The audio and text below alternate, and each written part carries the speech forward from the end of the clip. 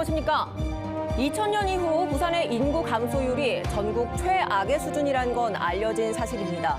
하지만 앞으로 30년 뒤면 생산 가능 인구마저 지금의 절반으로 줄어들 것이란 전망까지 나왔습니다. 이만흥 기자의 보도입니다. 부산의 인구는 1995년 389만 명을 정점으로 내리막길을 걷고 있습니다. 2016년 350만 명 선이 붕괴된 이후 올 들어서는 347만 명 선까지 떨어졌습니다. 반면 우리나라 전체 인구는 4,600만 명에서 2012년 5천만 명을 돌파했고 5,200만 명에 육박하고 있습니다. 전국 대도시 중에서 부산의 인구 감소가 가장 심각한 것으로 나타나 정부 차원의 대책 마련이 시급합니다. 수도권과 부산. 그런데 부산도 어쨌든 비수도권에 속하면서 비수도권에 속해 있는 부산의 인구들은 계속적으로 수도권으로 빠져나가는 걸로 분석이 됩니다.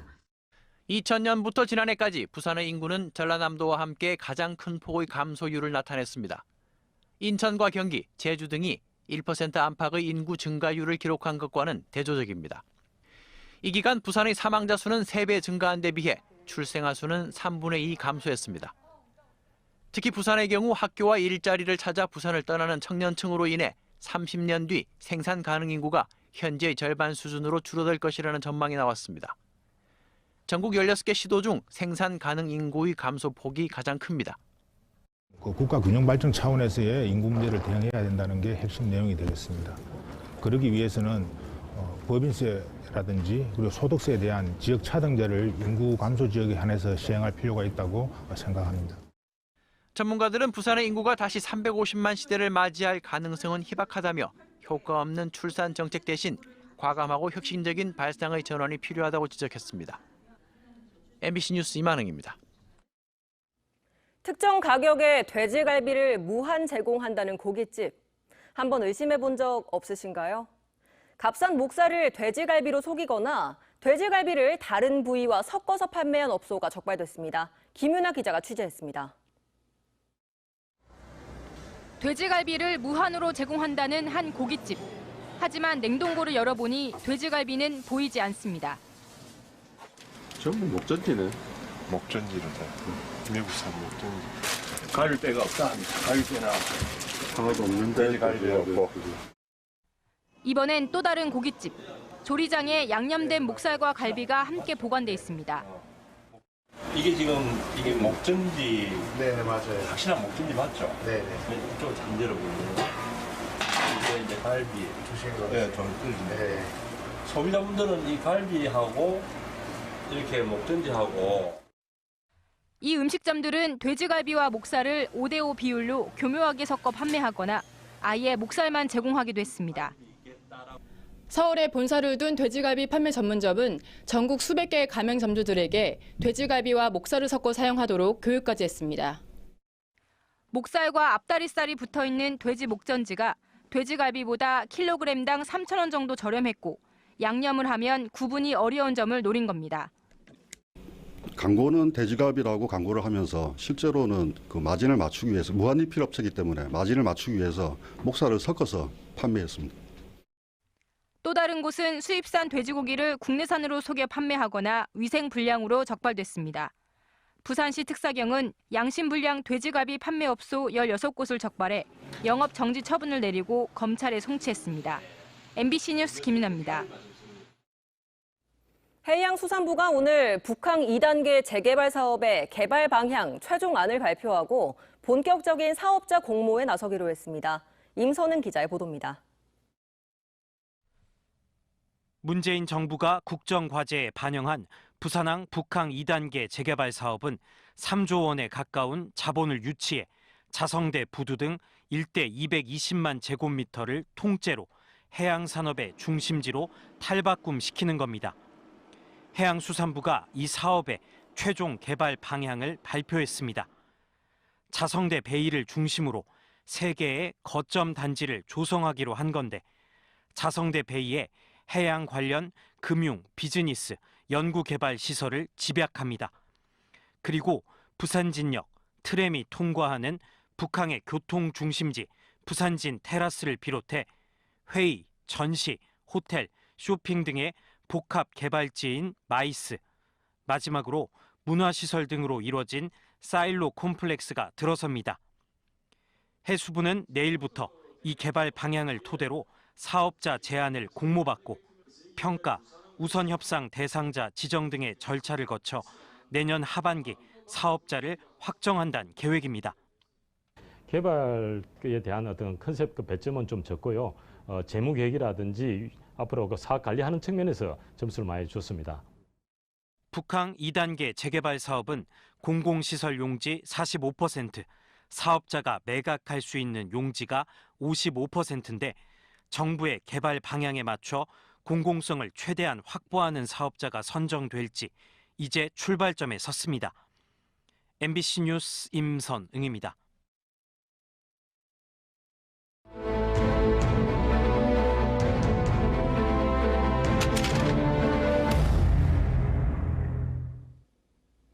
부마 항쟁 당시에 있었던 외신 보도 영상을 어제 공개해드렸는데요. 이어서 CIA 기밀 문서 소송 문건을 보여드립니다. 79년 10월 독재 정권 2인자는 사형수로 전락하고 정권의 변방에 있던 육군 소장은 최고 권력이 됐습니다. 김재규와 전두환 이 두 사람의 운명을 하루아침에 극과 극으로 가른 게 바로 부마 항쟁입니다. 그리고 이 극적인 반전에 미국이 있었다는 오랜 심증은 증명되지 못했습니다. 대통령 사망과 신군부 집권 과정에 미국은 어떤 역할을 했을까요? 부마 항쟁 기획보도 황재실 기자입니다. Many people think that Park Chung-hee was actually killed because the U.S. approved Kim Jae-gyu to kill him. CIA를 상대로 한 정보공개 청구 소송. 박정희 암살과 관련한 CIA의 모든 기밀 문서 공개를 요구한 것으로 미국인이 제기한 첫 소송입니다. 7년을 끌던 재판은 지난 2017년 연방 법원에서 기각됐습니다. I filed a suit against the CIA about getting these documents, and they simply refused to provide any documents whatsoever, even though some of the documents I requested clearly they had to have. 미국은 김재규를 통해 박정희를 암살했을까? 김재규가 직접적인 범행 동기로 지목한 건 부마 항쟁입니다. 부마를 보고 야 이렇게 결국 국민들이 유신과 박정희에 대한 저항, 분노가 있구나 본 것이죠. 부마가 없었다면 과연 김재규가 12.6을 일으켰을 것인가? 저는 굉장히 부정적으로 봐요. 그러나 대통령 암살은 예기치 않은 전두환 신군부의 부상을 초래했습니다.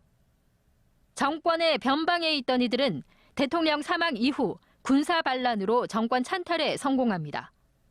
미국은 전두환 씨의 집권을 즉각 승인했습니다. The military leadership to say, okay, Chun Doo-hwan is the best person for us to back.